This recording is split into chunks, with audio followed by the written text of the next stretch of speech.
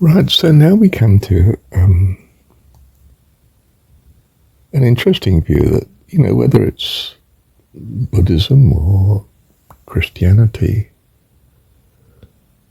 we're talking about, in those theologies, a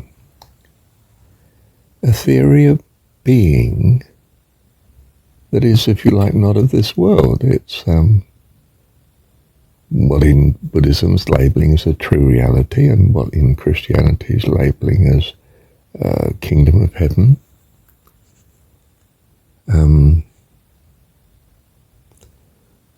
What Hinduism might be seeing as the true self, and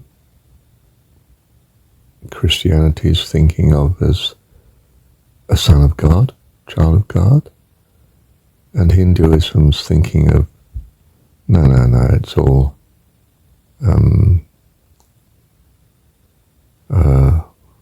oneness. It's an integrated whole. Reality is not what you thought it was. There's no such thing as the person. It's all, well, personhood is not reasonable if it's alone. And they're all, in a sense, contributing something that's much nearer the mark than that it's a universe of dead matter mechanically evolving into a more complex system of mechanical matter. Because if you treat life as if, from a position of ignorance, that it's really just dead matter, then you might treat life like ignorant children do. They are heedless of the consequence on their brothers and sisters until they gain some experience and maturity to start to see them as brothers and sisters. And in fact, the great thing about the family and socialization is that it does give an environment in which the children come to be socialized adults. Destroy the family and you've got no adults. You have actually got the mechanical setup that you conceived society as. But these drones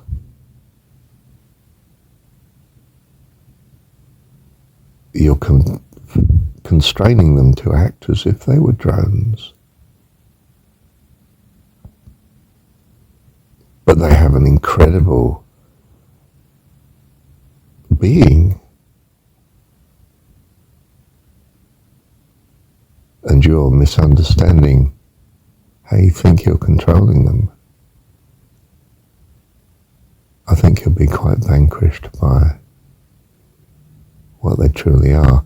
And so you get something like the Soviet Union that doesn't last 100 years. Okay, it may have fallen back into a Tsarist type regime from a Western point of view. But that is far more realistic and successful than the Soviet Union that just vanishes, crumbles from within. Why did it crumble from within? Because it wasn't in harmony with its external world. And the world order impoverished it by an arms race. And its attempted lack of humanity within, not treating its citizens with the creative freedom opportunity that they are actually, in reality, built for, and I don't built is wrong, that is their being, results in the downfall of the regime within less than a century. The New World Order will quite simply be defeated by its simplicity and its banality and its childlike mechanistic building block point of view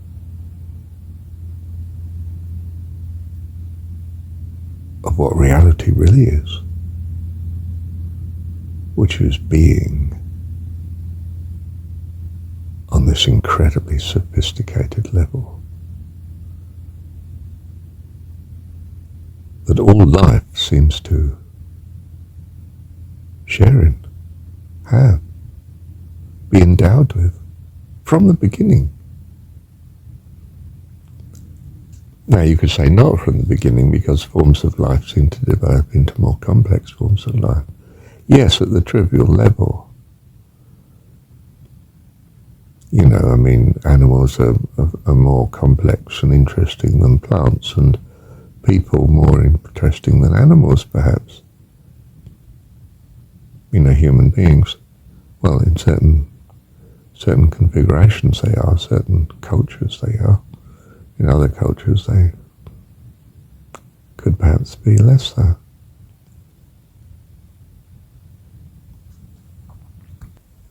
Quite simply, religion is the great insight that humanity's had. It's the greatest step to maturity in adult life that's conceivable. It's conceiving the inconceivable, which is what imagination is. Without imagining what changes could be made, no changes are made.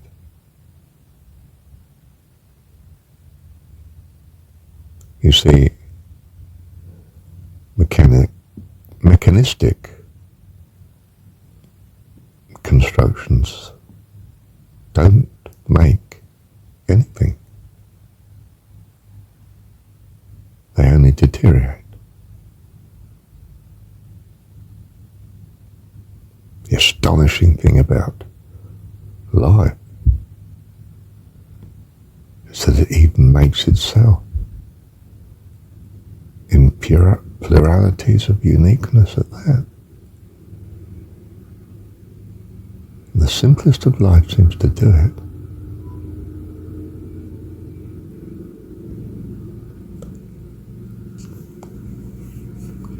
We seem to have come, and I'm going to say only to, a division between life in its astonishing abilities compared to matter that doesn't seem to have that. The rocks, the water. And then when we look at it more closely, we find the water has memory. Its crystallizing propensities seem to develop, have a morphic resonance, a life force.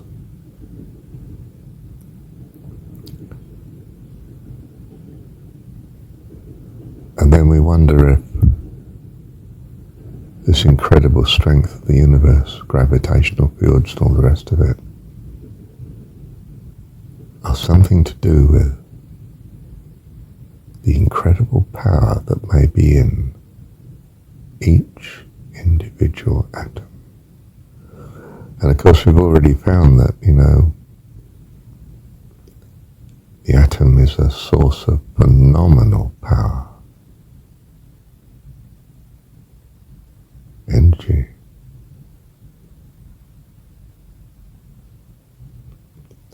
It's as if we thought we were using the simple to make the complex.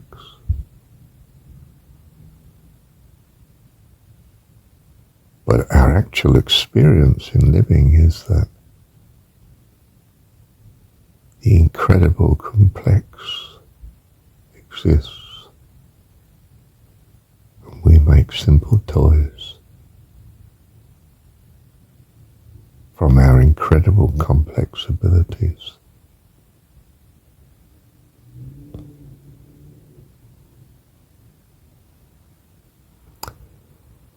And that's the religious view.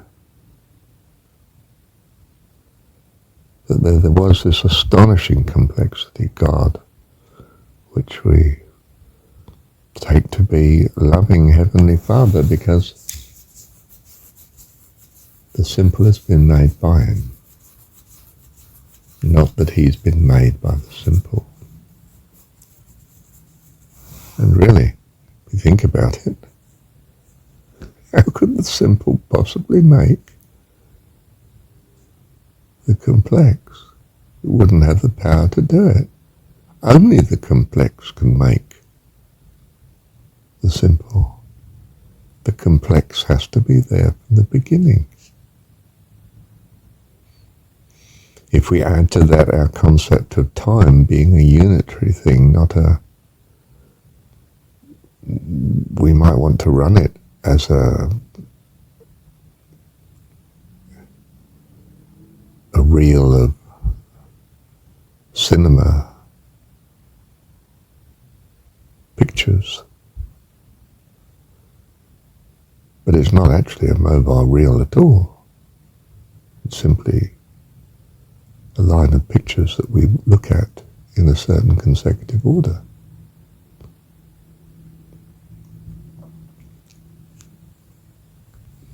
We sit down and watch a movie as such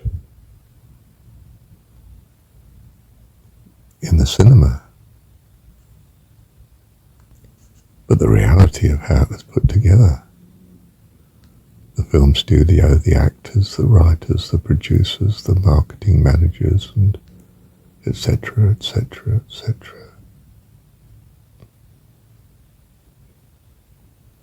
It's not discernible from the experience of watching the movie. On the contrary, we enjoyed something about, I don't know, Ben-Hur or Life of Brian or something. And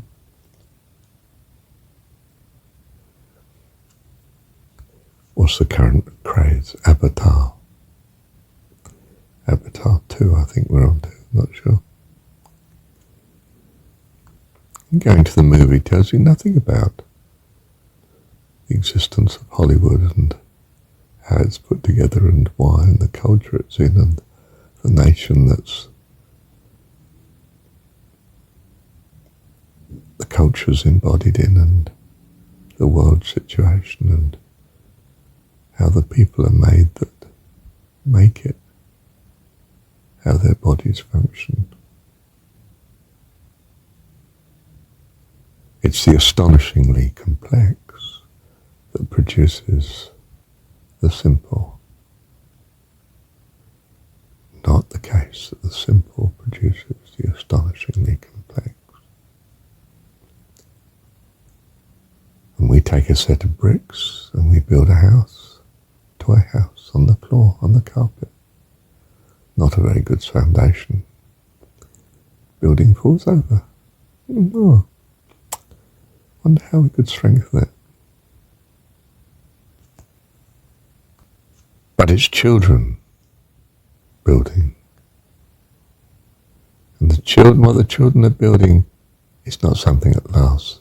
We even throw their exercise books away.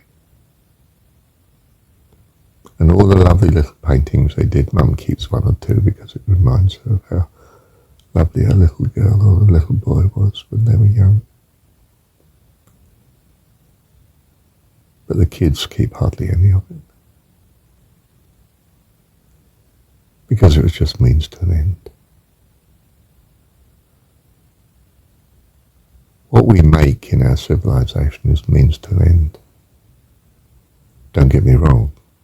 That doesn't mean to say that the end is not valuable. It's the means that is less valuable. And in a sense it's not, of course. The school is very valuable. We can't do without it. We don't get adults otherwise. But the school's there because of the adults. The adults are not there because of the school.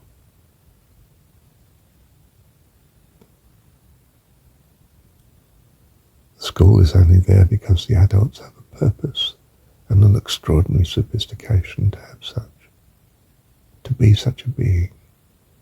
And but for their being, there'd be no school at all. So we don't worship science. We worship God. God is there to serve science, and it did originally, of course. Science enables us to find out more about God. Not to make him. You're trying to make him, aren't you? And you're trying to build yourself into this God that you see as a scientist. Able, powerful, can travel across space and time. Oh, your being can already do that. And you do. Otherwise you wouldn't have had the thoughts that you had.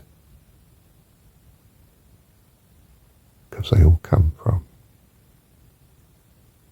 a much more sophisticated state of being than you're aiming at with your toys. Now put your bricks away. We're going to have tea and go to bed in a minute.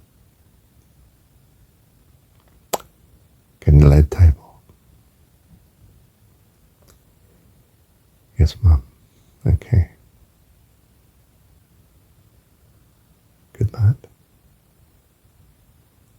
Thank you, Dad.